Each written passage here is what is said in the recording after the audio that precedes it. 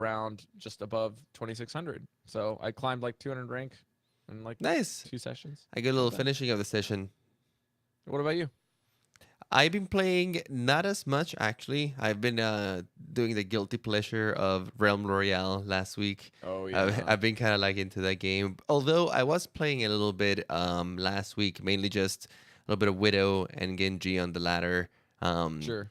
I this season was very strong for me in the beginning. We're playing a lot with the team at first Hmm. for like the straight like good like 2 months. We're just like grinding out the team, and we took that one pretty far. I think that everyone noticed a noticeable improvement. We're synergizing pretty well. We're playing like above diamond and keeping up with the pace. Even though it starts getting quite hard at six stacking after diamond and above, Sure. you start facing your match at that point, and you require a lot Hmm. more Hmm. coordination, etc. But it felt good. Yeah. It felt good to have the guys playing over there. Then towards the end of the month, it's more like what you were doing, just like whoever's around, hey, you want to jump in? And then next thing you Right. know, like a group is forming. So it wasn't like the same six stack that we've always been playing, but it was just been kind of Hmm. like this rotating group. And honestly, that's pretty fun too. Um, it's you can't be as coordinated, but as long as everyone's on the same page, and usually the people who hang out in the Discord and stuff are all very like-minded, so it's easy There's a to nice group little up with them. smattering of kind of getting a sample size portion that's a little bit more familiar of an LFG tool, if that makes Right. sense. It was Yeah, kind of right. nice. Yeah, it's like it or internal LFG Right, basically. right. Yeah. Just people from a smattering of Discord just kind of patchwork the six stack and ended up Yeah. working out. I mean, it makes the losses easier, it makes the wins that much sweeter because it makes it fun. And a lot of But the times it was just we would just like post in the Discord like, "Hey, we need a tank." oh right. And just like a random person be like, "Oh, I can tank." Even though sometimes they were not like known for like being like tank mains or something, they were just Mhm. willing Mhm. to at least take that spot. And they were like, "Yeah, I'll be main tank." And that's Yep. honestly a lot of times that's what you need. Just a guy that is like, "Yeah, I'll just do that Mhm. role. I'll play it, and you know for sure you got that Mhm. covered." His style might be completely different from what you're used to, but you can work around that a lot easier, Yeah. than just jumping in with a group of five random people and everyone Sure, just like sure. randomly picking what they want. I had a like strange couple sessions though, because like when I wasn't playing in the stack of six and we were like four between three and five, basically people, I had to play Reinhardt a lot. Like it was really weird. But it's Yeah. like, the heroes that I would play normally if I wasn't playing with these guys would be what they're playing. If I would be in DPS shoes and I'd play this, but these guys are really good with DPS or they play it just a little bit better than me, and it's just like, you know what? Their gap in skill between me and them is greater than my drop in skill playing something I'm unfamiliar with people behind my shoulder helping me That play. can they know what they're doing. Yeah, right. Yeah, exactly. So like as long as they're just like, hey, you set the pace, we'll move with you. It makes your job as a tank, like learning something you're not familiar with, a lot easier than it maybe sounds. Yeah. Even in a meta where Reinhardt's plays are so important, I just stopped worrying about my shatters and I started using them as like, hey, this one person's out of position. I'm gonna kill that person or set them up because my You're not DPS is getting just gonna away, cover my Mercy. butt somewhere. Yeah, it's usually I actually missed one shatter that ended up being a winning play, which is strange to say, but missing the shatter was the prediction of a tracer using recall. Mm-hmm. So I basically told her you can't use recall because I'm going to shatter here, and she blinked past me and her DPS destroyed her. And it was really interesting play, and it was something that it's like this is not the right call right now. And then like after it happens, you're like, actually that wasn't as bad as it looked. So okay. It worked out. It worked out. Yeah, yeah. And it's cool because you So if get you to play a role that you're not comfortable with, and at the same time you get to practice it a little bit in a scenario where maybe you wouldn't have played that role before. mm-hmm. And I don't know, it just makes you a more well-rounded player in general. Yeah, and I've been reading in our Discord actually a lot of players have been talking about Reinhardt just in general and like how to play and how they're kind of exploring what they're doing and evolving their play styles. Even people like Dispair, who's been in our Discord forever and been out and about playing Reinhardt more hours than anybody I've ever known.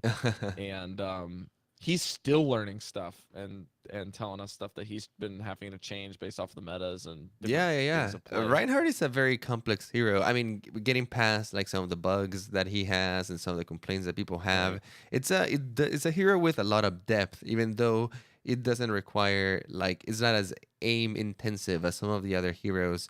But your positioning, your timing with the skills, your game sense, being at the right place at the right time has everything to do with Reinhardt. So there's a lot of depth to that hero. And I'm glad that he's become pretty meta right now. You see them in a lot of the games. Yeah. And with regards to season 10, it is ending the 27th of June on 5 p.m. Pacific time, Pacific Daylight Time, US, 0 UTC, June 28th, Thursday. If you're in bronze, you're going to get 65 CP, silver 125, gold 250, plat 500, diamond 750, masters 1200, grandmasters 1750. And season 11 starts the 30th 5 p.m. Pacific or July 1st, 0 UTC. Man, they got Um, stingy with those competitive points. Let me tell you right now. well, it's because they cut the season a while back, right? Instead of Yeah, having it three months, it's 2, yeah, you're right, you're right. And and the also, and downtime between also, seasons is less. right, and you also have the other competitive modes like the There's that competitive. too, and they also bumped how much you earn per win and Yeah, per that's tie. true. That's true. I just remember So they're the old trying to get you days to where you play get more. 3,000 if you got to like masters or something like that. Yeah, you used to only get like chump change for wins though. Now they're starting to dell it out Yeah, I think you're pretty right. easily. Also, just a random interesting fact with regards to top 500 in season 11, people have to have a Blizzard SMS Protect or a basically a text-based service to protect your account in order to be eligible to get a top 500 position. Even if your rank is higher or lower in that area, you will not receive this reward. I like that change. I think that it's gonna help with a lot of extra accounts that maybe shouldn't be there, Mm-hmm. and just have an extra layer of accountability of like the top 500 should be as clear as possible, no duplicates. Some pro players have like up to 5 accounts on the top Yep. 500, and like you could say, Better go yeah, get those Go phones you if gotta you want to earn hold that. You those gotta earn that spots. spot and stuff. But like, oh, come on, like you shouldn't be taking up 5 spots if you're the same person. Just take one, and like let some other people be there as well. So I Yep. think that this will help with that. If you want to circumvent the system, I'm sure that you can do it, but it's gonna take a lot more effort, and you're gonna have to get a lot of phones. Also, I wanted to highlight this too because this is really cool for the sake of matchmaking. If people want to have other alts and keep playing at these high ranks, you still get your rank. You still have the same rank. You still get the matchmaking, the MMR. All of that stuff is still utilizing what rank you're currently using and what is available to you to get matched, and you're getting matched with fair games. The only difference is where you're at on an arbitrary list of 500 people. They're not going to put you there unless you have this. So Hmm. there you go. You still have a 4,400 account for all 10 of you listening. Um, we have the skill rating document, the thick of it that we're going to be talking about from Scott Mercer. We have matchmaking, groups, LFG, and skill rating post about patch 1.25. So let's start the easy stuff here. The LFG are looking for group system. So he starts off with a list of ideals. And again, we're not going to be covering the entirety of this post, but I highly recommend that you sit down, brew some nice coffee, and start reading just for an afternoon cup. Okay, because it's good reading if you're interested. For the looking for group tool, there are more opportunities for you to play and find new friends, as well as having a better play experience. And I'm reading this verbatim in his language. Whether you create or join that group, the tool will allow you to find other players who share your goals. So we sort the groups in the LFG tool by SR, connection quality. Okay, those are two of the primary things. And then you can more easily find the best group for you. Grouping with like-minded players gives you a great head start for a more positive experience. So here's some facts about these people who group or notes under this. Grouped players are often more willing to positively communicate with each other. They are better able to resolve conflicts in general concerning player roles and team compositions. And when part of a comp, you're better able to handle adversity. All teams lose fights and experience setbacks during a game. Grouping helps make players more resistant to the catastrophic tilt and go on to recover and win fights and games in the future. If you find that new people are making that made your Overwatch matches more fun, you can actually add them to your friends list and then play with them again. So this is not something that is new news. This is something that's basically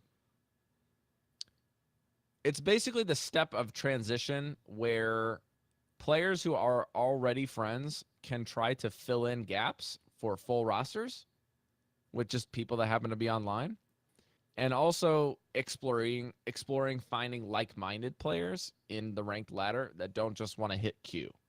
Yeah, I think that the his main purpose here is they are acknowledging as the Overwatch team that grouping up just has positive it has positive effects on you that it can't be quantified in the game in the sense of SR gains or anything of the sort.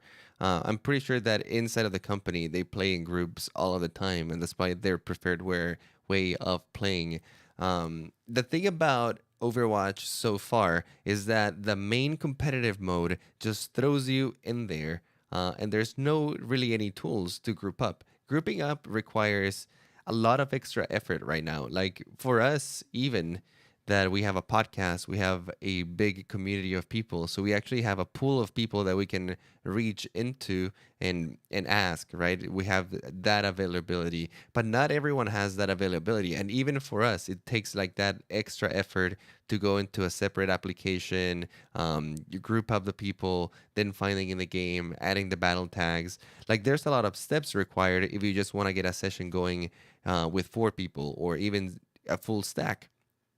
So I think that they acknowledge this, and they acknowledge that there's a lot of benefits, intangible benefits to playing in a group, and that is why they're making that tool, the looking for group tool, which I think is super necessary in the game. I'm surprised that there hasn't been a tool for this earlier, but I guess they've had a lot of that stuff to add. There's a lot of features Right. that the game still could need or could use.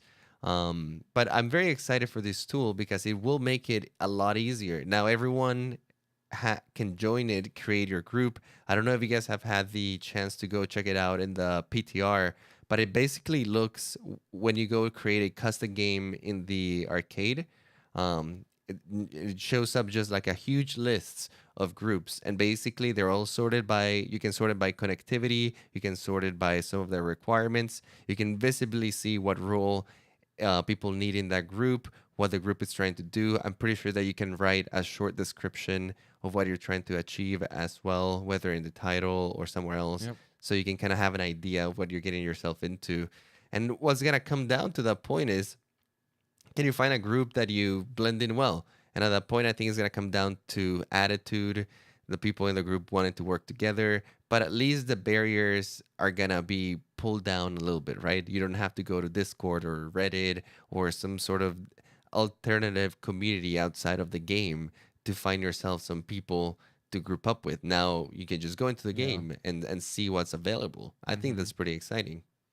The thing we brought up back when we had Icy on and shoot, and Mel, when you guys were talking about grouping up as 6, Mm-hmm. it's just frankly more fun. Like you guys are more durable mentally when you have 6 people that you're willing to do something with. And I mean there's any number of proverbs out there. There's one I can think of, it's like a biblical reference from the literal book of Proverbs saying that a threefold cord is not easily broken, which just means like if you tie a knot and you use 3 cords instead of 2, it's stronger than a 2 cord because you got more things to make it stronger. And it's the same thing when you have a group in the council of friends. There is safety. That's like another one. So like you have all kinds of like age old proverbs that don't just pertain to gaming. That just like they apply to like advice or just friendship or group strength or war. Like just any kinds of things like that can give you fortitude in any multitude of ways. You have lots of support, and it doesn't have to necessarily be somebody that you're best friends with, or even just somebody that you happen to meet online for a couple games, and you're just like, well, this guy's on my friends list now. We might as well group up. Yeah. And the other thing about LFG that's really nice is it's on demand, which is something that a lot of players haven't really talked through. It being on demand is really helpful, especially with a limited friends list. A lot of times, people like Andres and I or other personalities just really need one or two other people, and our friends list is not just full, but it's just like when we're online at that one time, we're missing like one hole, and it has to be within a narrow window of your rank or your connectivity, right? And or a role. So you're trying to fill a specific gap, and there's millions of players online, but you're looking for that one. So you can find it, and you don't have to worry about somebody that listens to your podcast that It's like happens to Tinder. be It's online. like Tinder, but for Overwatch. It finds you the Okay. perfect match. Swipe left. Swipe left on this idea, please. Okay. All right, let's get into some of the nitty gritty, Andres. Why don't we talk skill rating? Because this is one of the really cool things where we had a lot more clarity from Scott about what exactly goes into your skill rating and when you're gaining and losing it. And Yeah, how they've you're getting always talked mastery better. about this like through the sides. They've alluded to certain things, but this is the first time that they actually detail very well and like how a lot of the behaviors of the system. And there's a lot of tinfoil hat conspiracies. A lot of A lot of them. conspiracy theories are going on about the matchmaker, about Blizzard trying to take away your SR and tricking you into it. Blizzard being the evil corporation that they are, just stealing So evil. everyone's SR. But honestly, I think most of it is just biased. Just feeling Hmm. bad about losing games and losing your hard Right. effort. For the most part, it seems like the system has improved quite a bit since it's been put in place. And not only that, it seems like a lot of the rules that they put into the system are very fair, to be honest. But our biases doesn't allow us to see it that way. I tend to agree, and this is something we talked about on my other podcast this week related to Hearthstone, which is the dichotomy that game designers come up with, which is in competitive gaming, is the art of giving you balanced games. And then in that realm of balanced competitive games, you have two things that trickled out of that. You have a sense of progression for players, where you feel like you're improving or you're gaining something, right? You're earning something, and that's not just loot boxes. You're earning a rank or you're getting better. And then you have the other side, which is the balance and getting you fair games with people of like skill. And you have this weird, slow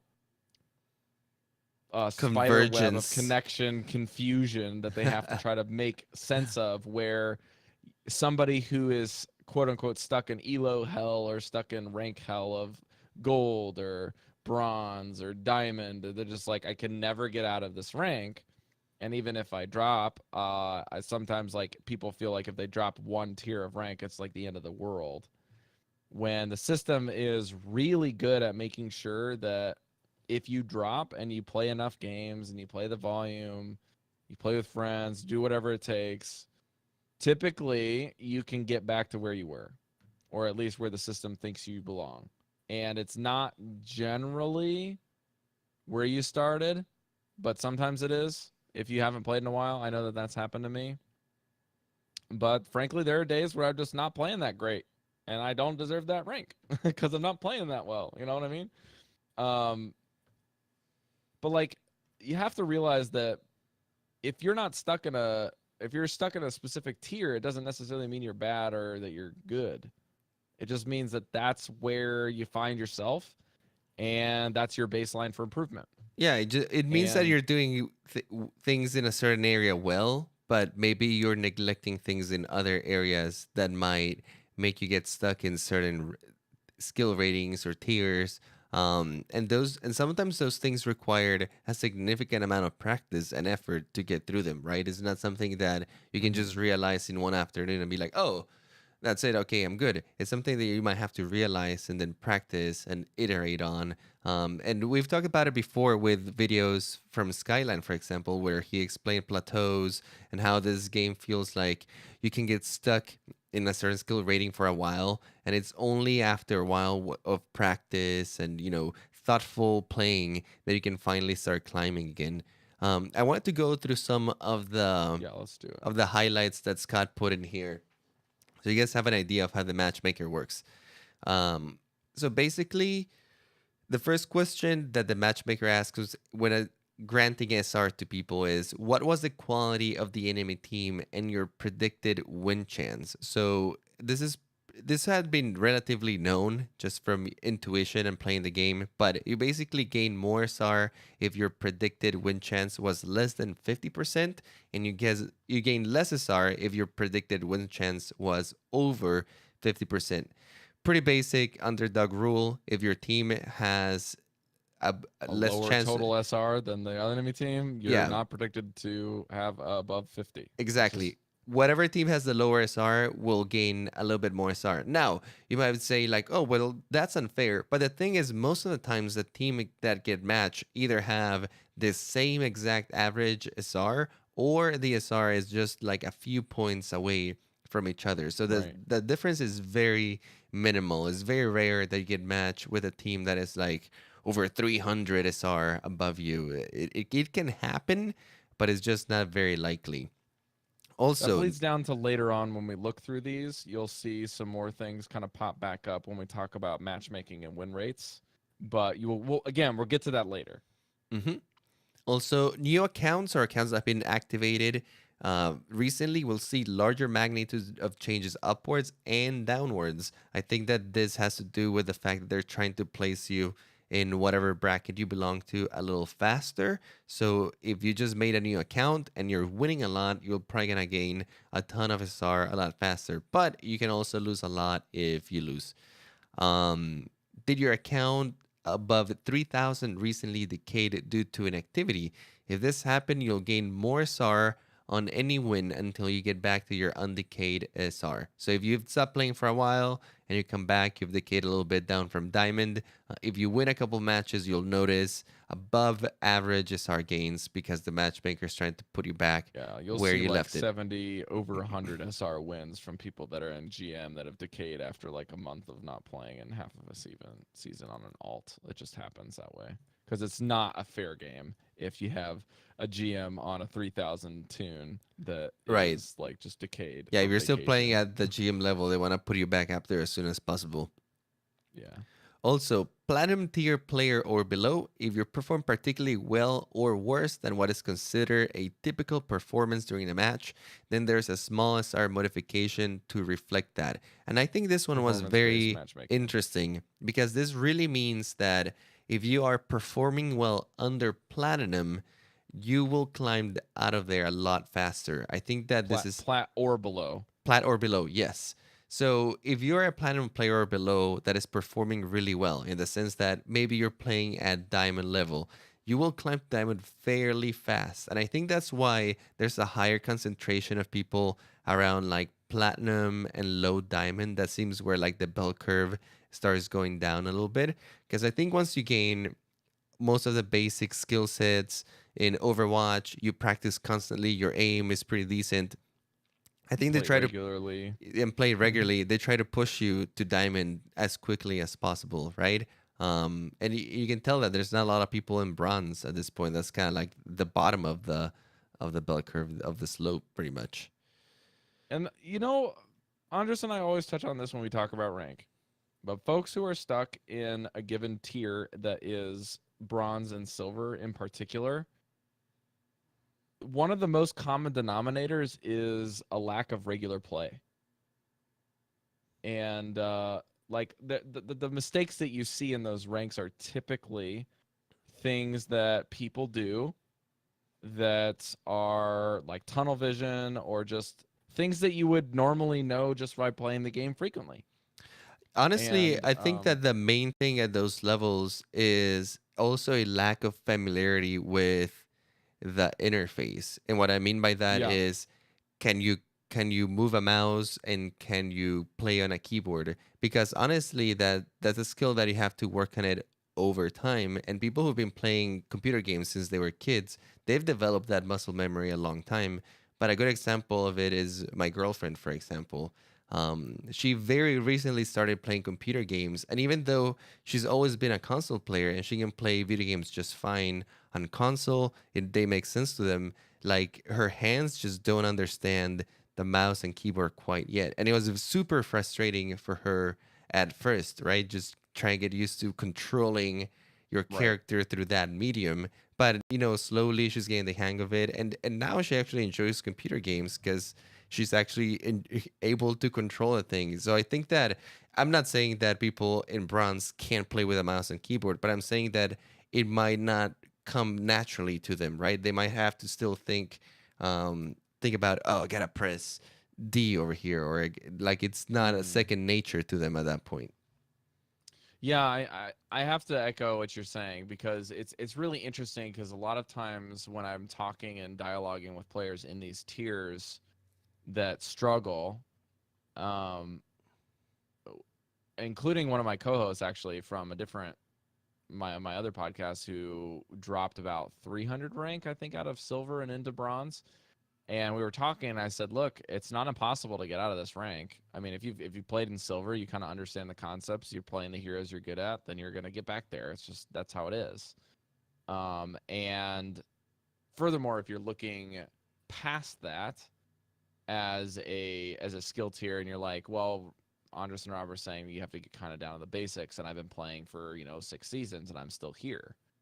Well, it's not necessarily just the basics. It's the basics by which you have to build on to get further, if that makes sense. It's not necessarily that you haven't understood the basics yet. You probably mentally understand the basics.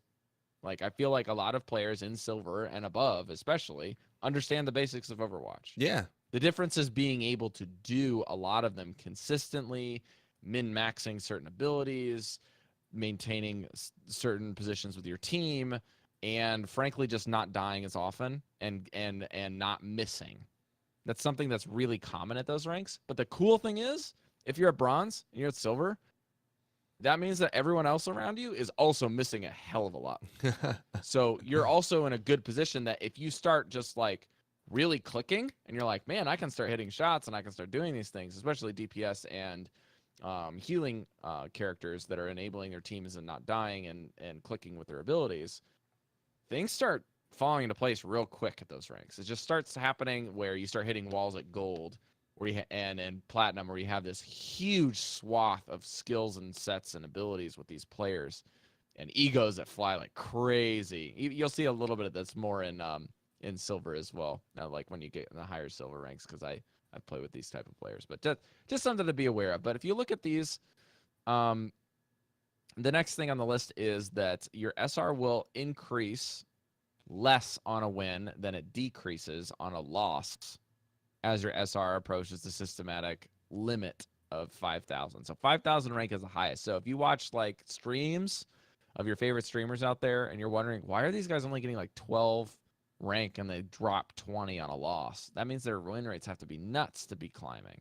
So, well, yeah, you're right. Once you get past the 4,400 mark, 4,500 mark, it gets way lower And it's just because the is 4,000 is Grandmaster, right? right. And it's just the way it goes, right? If you want to have the system where it's constantly challenging the people at the top and you want the best people to rise to the top, it has to get harder in this way so that only the people with the highest win percentages can keep climbing at this point. You have to have a positive win ratio, probably of 60% of above if you want to be climbing once you're getting to like that limit. That's why you don't see people getting to 5,000. You really only see them getting up to like 45, 4,600 because pushing to the very, very end would mean that you would have to have like 100% win ratio. And at that level, it's just too hard to have that kind of win ratio, right? Like you're also playing with a lot of people of really high caliber. A side note that Scott actually ended up having to address later on, which was in the forums, a bunch of people were questioning this, but he said to be sure, group size, quote, does not matter for the purposes of calculating an expected chance for a game. What matters is the SR of the players on each team. Since grouping status doesn't change with the expected win chance, it does not affect the amount of SR change you experience in a win or loss. So you need to inform your win or loss and the SR difference that you incur based on the previous effects of, are you favored to win or are you unfavored to win? If you're platinum and below, how well are you performing with relationship to people within your current rank on a current hero that you played? And then did you decay? Have you not played in a while? Are you a new account? Okay, those are the other factors you need to be looking at. All right, let's get into matchmaking, Andres. Let's do it. All right, so I'm just going to read this verbatim because this is really well worded, if that's all right with you. Go for it. Several months back, we, Blizzard, implemented a restriction that prevents the matchmaker from creating games that are severely one-sided. Whenever it wants to make a game, it calculates an expected win percent for each team based on the SR of all of the players.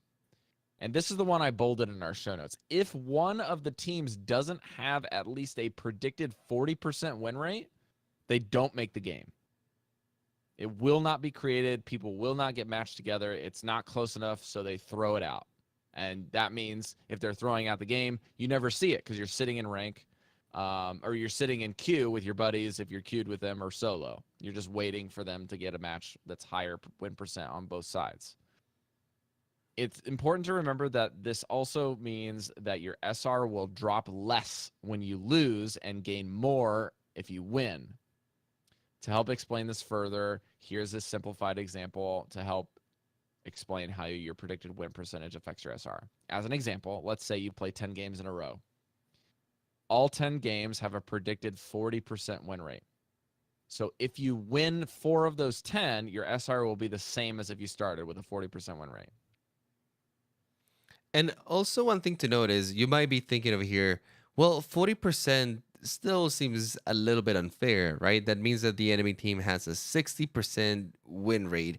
And to be fair, he does say over here that it doesn't happen often, but it can happen sometimes. And the reality of the world is that they can't control how good people are, right? And there's just too many people out there and they're all playing at different times. When you queue up, you might be queuing up next to a bunch of people that are around your SR, or when you queue up, there might be not that many people around your SR, or those people might already be in games.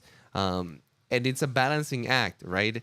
They don't want to make you wait 30 minutes to find a game. They want to make you fall into a game in the next minute to 5 minutes, right? As quickly as possible. But the reality of things is that the world is not perfect. They can't control how good people are. And it's not like they can create people that are around your SR whenever you need them to be around for your team.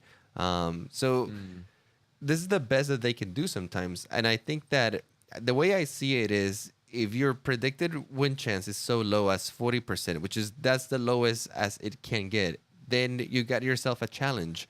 Can you beat a team that is slightly better than you? And honestly, if you look at it from this way, it can be a fun experience, right? Instead of being like, the enemy team just has this guy that is way too good. This is a winnable Blizzard. Fix your game. Instead being like, okay, here we go, guys. We're going to have to exert the extreme of our abilities to win this game. And if you do, you'll be compensated with the extra SR. But I don't know. I just don't see the point of complaining too much about these kind of matches. It's kind of like if you're in PE class about to play basketball, you have a limited pool of people, just the people from your class, and there just happens to be a couple of guys who are even less fair. Yeah, less fair. You have on the matchmaker. There's a couple of guys who happen to be really good. Like, would you go up to your principal and be like, "That's not fair. They're better at basketball. I think that this matchmaker is rigged and it shouldn't be done like this." No, it's just that is the population that you're working with, and you gotta try to make the teams the most balanced under those terms. The most interesting thing to me about this is that they're talking about the fact that if the team total win percentage between both of them has a 40% chance or less to win that game, that they're just not going to make it. But if you as an individual player have a 40% win rate, you can actually still climb if you're winning the correct games. If you're favored, or if you're winning games that you're the underdog and there's that big of a gap, you can actually still climb. I Right. was climbing this season with a 42% win rate at certain points in the games, just because of how performance-based matchmaker will help you, like I said at the top of the show, gain a sense of progression. People need to feel progression to a certain point and then competition the rest of the way up. And that's what they've decided to do with the platinum and below ranks. And furthermore, the couple of months back that they said it could have been sometime in season 9 or even the end of season 8 in the transition to season 9 and then now to season 10 and 11. But I will say, Andres, you can kind of chime in here. I feel like the last season and a half, or even last 2 seasons, have been some of the least amount of landslide games I've ever had in Overwatch. Like, the games don't feel very one-sided often unless I'm playing in a 6-stack. Yeah, it comes from personal experience for me too, but a lot of the games have felt pretty good this season. A lot more communication. There's always that random game where you get somebody who's already tilted or Mm-hmm. who just wants to troll a little bit, and those can be a little bit one-sided depending on what's happening there. Yeah. But for the most part, yeah, I would say that the games have felt pretty good for me. I don't know if that's everyone's experience. I'm Anecdote sure or that not. there's some like bad experiences out there, but I feel like most of the complaints out of this season come from the Hanzo and Grav Hanzo, Dragon Brigitte, combo, Grav. and they haven't been come so much from I don't like my team kind of thing. Yeah. Let's keep going. We got some interesting stats, just pure numbers for you. So only 16% of all players are all. Let's see, only 16% of all games purely consist of solo play, which means the entire roster is 1-1-1-1-1 on both sides. And the most common matchup composition is actually 1 duo and 4 solo players versus 1 duo and 4 solo players. That represents 28% of all Overwatch games. So that means 1 in 4 of every game, a little over 1 in 4 every game, almost 1 in 3 is a duo and a bunch of solos. Hmm. That seems to be the And magic then, number. yeah. And then if you're in a full team of solo players, what is the percentage of what you're going to match up against? 73% of your games, if you queue solo, are going to be against an entire team of solo play. That's really good. Yeah, those I'll take those That odds number seems any day. crazy good. Like, that matchmaker is working, man. That And is a well-oiled machine. 24% of them are playing against a duo and 4 solos. So it means that 73% of your matches you're playing against all solos, completely An fair, equal right? playing Like, field. yeah, there's nobody's grouping up with anybody. Yep. 24% of the of the time you're getting a duo in each team. No. This is a full solo team versus 1 duo and 4 Oh, solos in the gotcha, other gotcha. team. Yeah, so 24% of the time you get a duo on the other team, while your team is made up of all solos. Solo. And then there's only 3% of the time where enemy teams are groups of 3 or more players. So it can happen, but statistically is an anomaly, and it probably only happens during like off hours, for example. And also, this number doesn't actually, these numbers and statistics aren't telling you how the SR split is calculated. Because in a lot of times when you see the random 3%, it's like, oh my gosh, I actually got one of these games. It's a 4-stack versus all solo. Generally speaking, they're actually going to favor that team and boost your SR total rank to balance it out. You're typically going to have a more higher average SR as a team than the enemy team will have because they have the group. Yeah. And The, that's in my experience that has happened about 90% of the time I get these outlier games. Yeah, so honestly, most of the time, if you're queuing solo, the matchmaker is working on your favor. in the most balanced way. Yeah. Yeah. If you queue up in a duo, the numbers change a little bit, but but not by much. Again, 74% of the time, you will be matched against another team with a duo and 4 singles. So exactly even.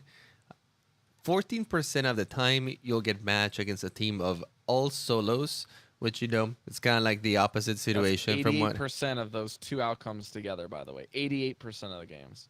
There you go. 8% of the time, you'll get matched against a team with a trio and 3 singles. And only 4% of the time, you'll have to face groups of 4 or more players. So this Now, one is a I little want more to varied, but again, it seems like the matchmaker is pretty good with these numbers. I'm going to chime in on this one in particular because despite it being 8% of 3-1-1-1, that is the most common thing for somebody like me who plays it off hours. I feel like I get the majority of my games at 8% in this 8% bracket if I'm playing with a duo. Mm-hmm. I'm in that 14 to 8%. So about the 22 percentile of players that play off hour that play in a duo against all solos or a duo against a 3 and 1-1-1. That's the majority of my games if I'm playing as a duo. If I could be really blunt, that's just my experience, and that's just because of the arbitrary rule of playing at off hours. It happens. Absolutely. He also goes into six stacks. With six stacks, a little different. 92% of the time, you get matched with groups of 5 and 1 solo, 4 and a duo, 3 and 3, or a 2, 2 and 2, a team made of 3 duos. So if you're grouping up in a six stack, obviously it'll try to match you with another six stack. But if it's not possible, it'll just try to match you with the biggest size group possible at the time, and filling filling the gaps based on SR is my guess. Uh, I play a lot as a six stack, and I can attest that it's very all over the place on how you get placed. Sometimes we get another six stack. A lot of times we get 2-2 teams. Um, that seems to be very common since a lot of people are grouping up in duos. And I guess in Blizzard's eyes, if you have 3 teams of 2, that can work a little better than just a bunch of single people. It is very rare to just get a bunch of solos. That doesn't happen very often. It's always groups that we get matched against 6. So this does sound pretty accurate. So, Andres, do you think that even though Blizzard is labeling this as such with a 4-2, a 2-2, a full 6, or a 3-3 as being equivalent of a six stack, that with the new LFG feature, that not only you think we might be getting more six stacks in general, but that the six stacks games would be, because by virtue of them becoming more populated, that they become more balanced? I would hope so. I really like the six stacking. I like when we run into another six stack. Sometimes there's certain nights where there's only a couple of six stacks playing, so we actually get to play with them like a couple of times in a row. I think the most that it's happened was against this one other six stack that was playing at the same time that we were, and I guess we were queuing up right at the same times. So we got matched like 3 times in a row, and it created like this mini rivalry going on because the That first happened with game. me and Deathblow this weekend, and we beat them every time, and the last one was really close. That's awesome. With It was us, it was awesome. a case that they won the first game, but it was like our first game of the night, so Mm-hmm. we didn't take it too hard. But they were kind of like humble bragging and kind of like shit In the talking all us a chat, little bit the in the mass all chat. chat. So next match we get match against them again. We're like, all right, guys, we really gotta We gotta step beat it him up here. now. Yeah. Yeah. So we beat him, and we're like, oh, kind of like gave him some crap about it. Like, what were you guys saying last match, guys? And then we got match against them again, and it was like, all right, this is it. This We is gotta put this to bed. yeah. Who this is decides who is the winner here. We ended up winning it, which was really Of nice. course But he did. it created like this nice little rivalry. By the end, honestly, we were joking between both Like of the fun trash teams. talk. Yeah, we kind of like became. I think that Deathblow and their team leader actually ended up exchanging Discord Like battle information. tags. Yeah, Yeah. that night to be like, yeah, let's play again Do sometime. So, scrims. yeah, that doesn't happen too often, but I surely would hope that the looking for group system would allow these moments to happen More more. six And stacks. There's more opportunities for that stuff to happen. So let's yeah, make it happen, he folks. does. Let's do it. Scott Mercer does say that six stacking can be rare, especially in the matchmaker, just because getting a group of consistent six people is not very feasible, right? In real life terms, it's just very It's hard to have uncommon. the Yeah. same six people at all times playing very consistently. So he was saying that even the most dedicated six stacks in the game constantly change. It's not the same six people going on. Yeah, and he's got data to represent that too. So I would imagine the looking for group would kind of like be the same, except that it's not like the same Right. six stacks are going to be playing together, but I would see more people grouping up into a full six and then going into battle. Mhm. And then, if it works out, you add the people that you liked. Next day, if some of them are on, you invite them back to the game, you fill in the rest of the group, and kind of like what happens organically in our Discord is going to happen inside of the game. So let's read the punchline, I guess it were, as we close this one out. It says the matchmaker is designed to try and create games with equivalent sized groups, especially for solo players, and the statistics that we've read and seen show that it's doing a pretty decent job. I love how critical that sounds, and while it's still accurate. We believe that the games with equivalent groups create the fairest possible experience, and fair games create the best chance for players having fun experiences. When the matchmaker does compromise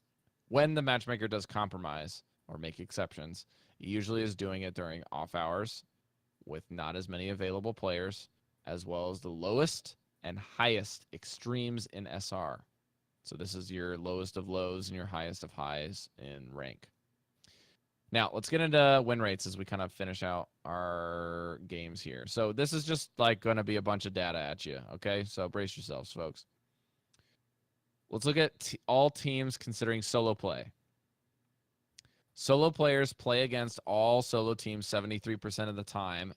We've already covered, but the win percentage is exactly 50%. Meanwhile, they very seldomly get matched against a full six stack. Once in every 1,150 games, you will have a full solo team match against a six stack. And when they do, they have a 41% chance win rate against the six stack, which means that the win percentage isn't great and it doesn't happen very often, but 41% means it's not unwinnable. And if you then combine all of the separate chances to encounter all other possible enemy team comps and their win rates, solo-only team combined total observed win rate is 49.5%, which is really good. Yeah, so it seems that if you queue up solo, the matchmaker is giving you an exactly 50% win rate against other solos, which Yeah. you can't really complain to that about. That's technically the number that you should be aiming for. Now that still means that for every 10 games that you play, you're gonna lose 5. Statistically speaking, if you are around the SR where you belong. And I also Don't have found an it unreasonable mental state for that. Sidebar. yeah, and I also Don't find expect it to win really more than interesting 5 that every time. even as full team of solos still has a predicted win chance of 41%, which honestly is good. If you're playing like a card game with odds, those odds are like really good. You'll That's take those odds. insane. Yeah, you'll take those odds any day. Yeah, that's like you're like, this is a 41% win rate in Hearthstone against a bad matchup. Like you're going into a game one-on-one against somebody, and you're like, man, I'm really unfavored in this. I win this game like 40% of the time. Wait, is it 40%? That's really good. Let's play. You know? So Like, yeah, you can it's just draw the nuts and win. they do It's accept awesome. they do accept it's an uphill battle, but then he also goes on to tell that considering all the possible outcomes and encounters and team compositions that can be made, the solos actually the win rate can go up to 49.5, so actually close to 50%. And you also have to keep into account that if you're getting matched against a full six stack, your as individual SRs are probably going to be a little higher than the individual SRs of the six stack, and so on.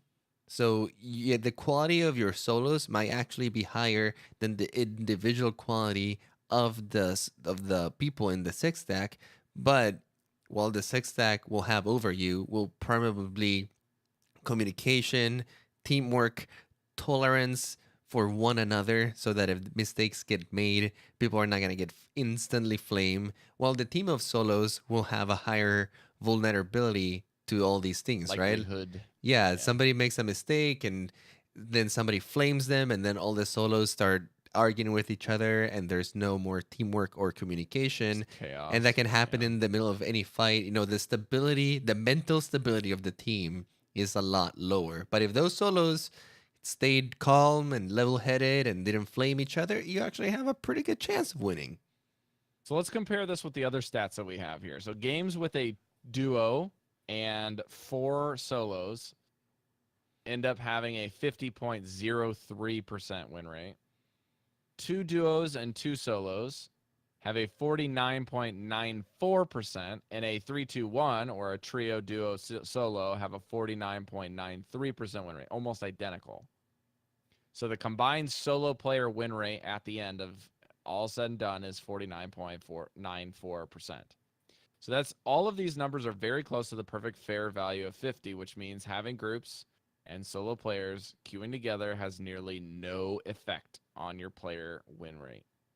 The highest win rate is actually a six stack. Surprise, surprise. When it's 80, it says 84% of games are 4+ players on the enemy team against the six stack, and the observed win rate of the six stack is 52.88%, which is relatively high considering the totality of volume that they get. But this also includes all ranks and the anomaly that is six stacks itself, right?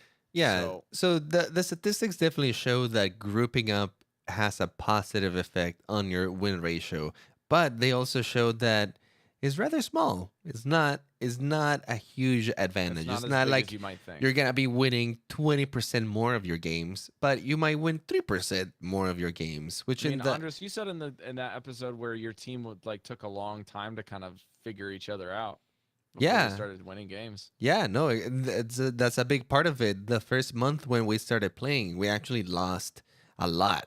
And but when I mean a lot, I mean a lot. I mean, some teams would have been like, guys, I don't think this is working out. Peace. But we stuck to it and it's worked out. You know, we've seen visible improvement. Everyone get comfortable with their role. Everyone started seeing how other people play. For example, Mel started noticing that sometimes I would take certain risks with Widowmaker, so she stopped following me to certain areas where she was like, you know what, Andres is probably gonna die up there. I'm just not gonna go up there anymore. And you know, the team improved. It took me a while to figure out certain routes on playing with Deathblow and Yankee. Even when I was playing with those guys, I'm just like, we're in a six stack, but you in a bad spot, man. I'm not gonna die. I'm not gonna go follow you, and it worked out. You know, and the other things too is I started figuring out that when we were playing in a six stack, the other teams were like, 4 or 5 in the other six stacks themselves. They were making plays based off of baiting me. Like they get a pick in a fight and it'd be a 5v6, and like I could very easily just like go pick at the res and we could probably swing the battle. But the whole point of them getting that pick and sitting there instead of moving the cart was baiting me out of position. So I started like learning these really interesting like team-based strategies that aren't like solo queue levels of play. Right. They're not even like better levels of play. They're just different because you're thinking more team-oriented in those Yeah, in it's a those different games. And style. And that's yeah, a big part of it. Sometimes when we've been playing with the team for a minute and somebody has to leave and we have to bring another person, it happens a lot of the time where after a few plays and a few mistakes, they kind of like acknowledge, it's like, I'm sorry guys, I'm definitely playing like a solo player over here, and yeah, because they're used to that, and they're like, I'm sorry, I need to trust you guys a little bit more and just trust that you will follow me up, that you will have that Right. ultimate when I have it, that you will tell me when to back out or move in, and that I should Mm-hmm. trust that Mm-hmm. call because we are a team, right? And when you're Yep. solo queuing, you don't have that trust. Like the people you're queuing with change too much. They're too random. You haven't developed any friendship bonds. You don't know their style. But when you play with people for a while, or even if you have not played with people for a while, and then you join a group that has been playing for a while, you'll notice those synergies. And if you pay attention to them, um, you can get a big advantage out of them. Absolutely. Absolutely. So what is the TLDR here to wrap up? That's a lot of math. In the words of Mercer, that's a lot of math and data to demonstrate that playing solo or playing with a group doesn't have much effect on your global systemic effect on your win rate or your SR. That being the case, let's talk about how grouping does provide a host of advantages that definitely makes playing Overwatch more fun. Don't worry too much about your SR. Have fun. Play to learn, play to improve, and your SR will rise over time. Playing games with other people is pretty awesome. The LFG tool will help you make this happen, so give it a try. Happy season 11, everyone. Be good to one another. Life's too short. The one tip that I like the most out of it is don't play for SR, play to improve. And that is like if you can just make that change of mentality where you're not going to every game to try to milk the last little bit of SR, but you're going to every game thinking, okay, I want to get better at my Doomfist jumping. I want to get better at working with my Reinhardt. I want to get better at peeling for my Mercy. I want to learn how to really kill it with Farah and be really good with her in all situations. If you go with that mindset, like the game becomes so much more bearable than you're just playing for the SR because playing for SR is like chasing a carrot on a stick. You'll never find a place where you're comfortable. Even if you climb to platinum, you're gonna want diamond. When you climb to diamond, you're gonna want masters. When you climb masters, you're gonna want grandmaster, top 500, then Overwatch League, then best in the world. Like it's a Always never-ending something. grind. Yeah, it's a never-ending grind, and honestly, is not as rewarding. SR is just a number. Don't measure yourself by just that. Measure yourself by how you can go into the game and interact with other people, work together, be a good teammate, be a likable person, being a good DPS, being a good tank, a good support that people are gonna want to have on your team. This are the things that make the game enjoyable and the experiences you're gonna remember. Because at the end of the day, nobody cares about your SR. They care about if you're cool as a person. And the other thing too that I realized this season, which is just took me way too long to figure out, if you're playing the game and you get these situations where you're like, okay, I'm gonna play to learn and play to improve, and I'm not gonna care about my rank, and you have like 10 games in a row where even win or loss, you're like certain fights or even game results, you're like, I could have just done this one thing. And then you have other games where you're just like, this didn't this didn't happen. Like I literally don't know what I could have done better. I don't have any particular things that I could identify, and I'm really struggling to identify them. And so you leave yourself at the crossroads. It's like either you did everything right, or you need to get a coach to help you, or a second set of eyes to make sure that you did everything right. And even then, if they tell you it's everything you're doing right, then what is the answer for improvement? The answer for improvement is just gotta play more. Just gotta play more. The more you play, the more familiar you get with the game, the more reps you get on the character, the more consistent levels of play you get day to day to day to day. Because Yeah. the consistency is the issue, and a lot of players in every rank. If you're not playing regularly, you get super rusty. It's the same thing with anything. Like Overwatch isn't just like riding a bike, although a lot of it can be. You do lose the muscle memory, you lose the repertoire, you lose maybe a newer kit. You kind of fall way back to old muscle memory, like way back when Mercy was playing for 5-player res. I don't know. I'm So willing to just keep this bet. all in mind. I'm also willing to bet that no matter who you are, there's something that you can improve in your gameplay in almost every game. Nobody plays Overwatch perfectly, right? The way I try to see it is I try to envision what would be perfect play. So if I was watching a Widow, it would be her never missing a headshot. The only way to stop that Widow would be for the enemy players to literally have shields and be under cover at all times. A perfect Widow would never miss a headshot. She would never miss a grappling hook. She would be at the right times and at the right place. She make herself almost unknown, not detectable, so that every shot comes out of an unpredictable angle. Um, but nobody plays that Widow, right? That's just only in your It's an head, and unreasonable that's expectation. right. But you want to try to get to as close to that idea as possible, and you should do that with every hero. Try to think what would be like the ideal of every hero, and I'm pretty sure that if you go back and you look at your games under that lens, you will find at least 5 or 10 mistakes that you did that game that you could have done better. And if you look at your games and you can't really find anything on your own particular gameplay that's bad, you won your duels, you were doing your job as a DPS, you were getting your picks, as a support, you were, healing the right targets, then ask yourself if you're doing so good that your game was perfect, then what could you have done to the people on your team that were not having a perfect game that would have made them play better to allow you to win the game? And I bet that you can find some stuff over there too. And more often than not, I've found that the best way to improve my gameplay is maintaining other people's tilt, even if it means I'm playing a little bit under my actual skill tier, just to make sure my teammates aren't going off the face of the planet by picking something and hammering a turret in spawn. You know? So it happens. I You're the mean, it diplomat, happens. you keep You got to your be a team diplomat together. sometimes. I mean, I think Yeah. that some people take that route, other people take the carry route, and they encourage their team like, guys, I got this. Let me do it. They do incredible plays, motivate Mm-hmm. their team. There's also like the shot callers, somebody that just can come up with like really solid plans.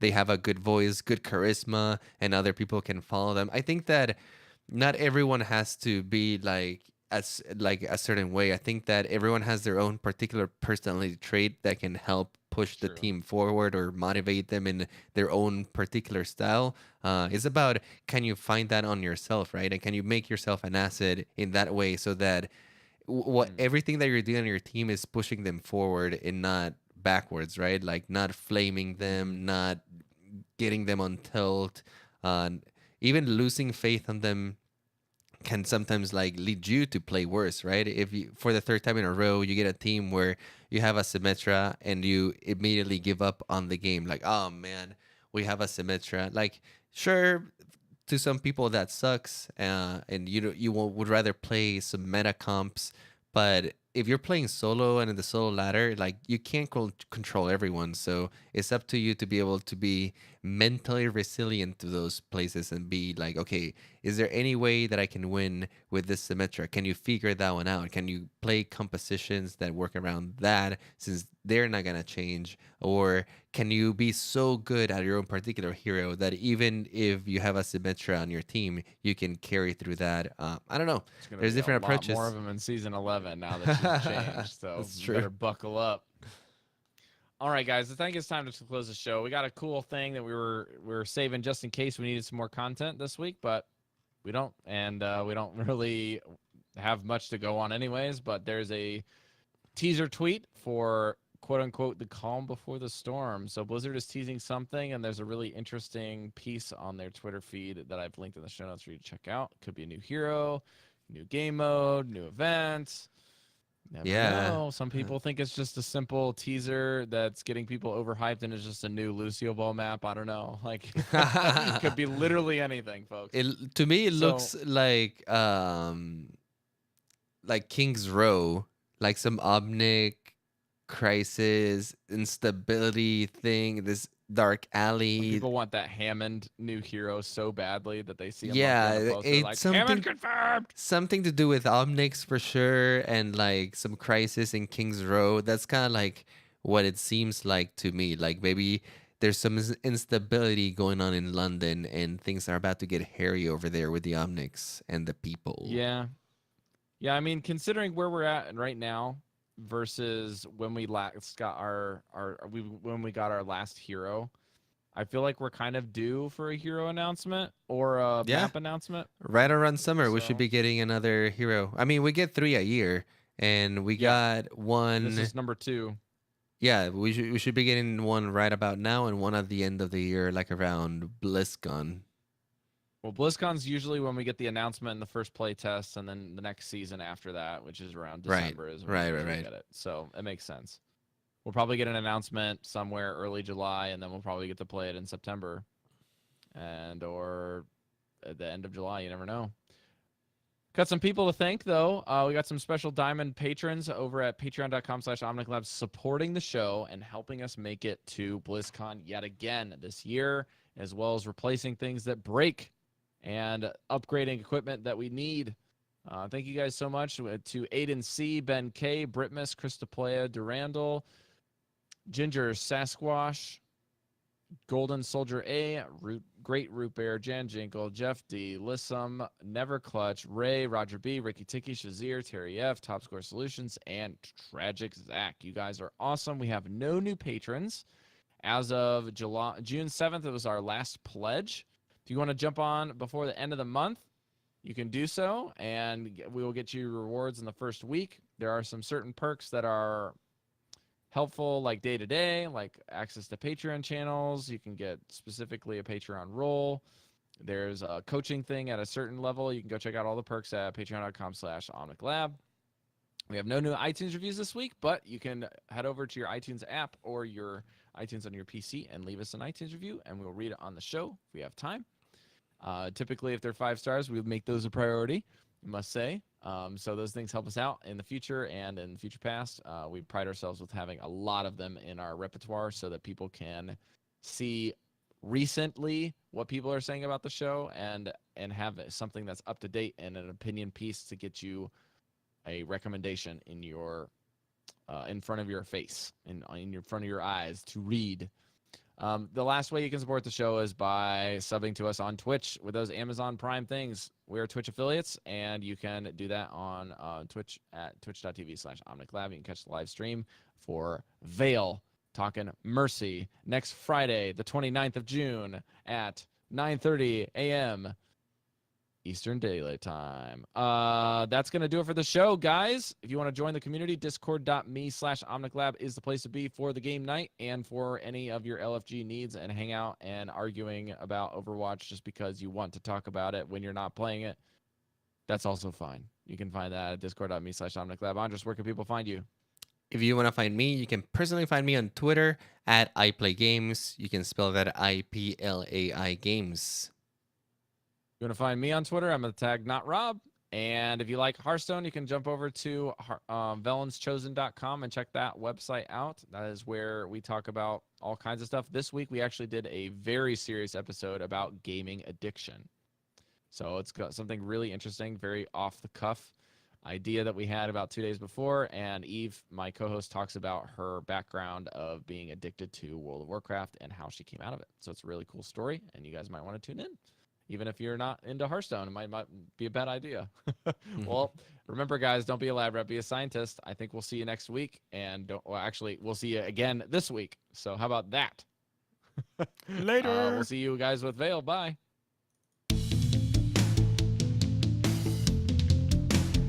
Thanks to everyone in the chat. Simply E Squared. It's your boy. Sniggy also. Diamond Gaming. Thanks for stopping by. M4V21. Hippie CTR. Tryman.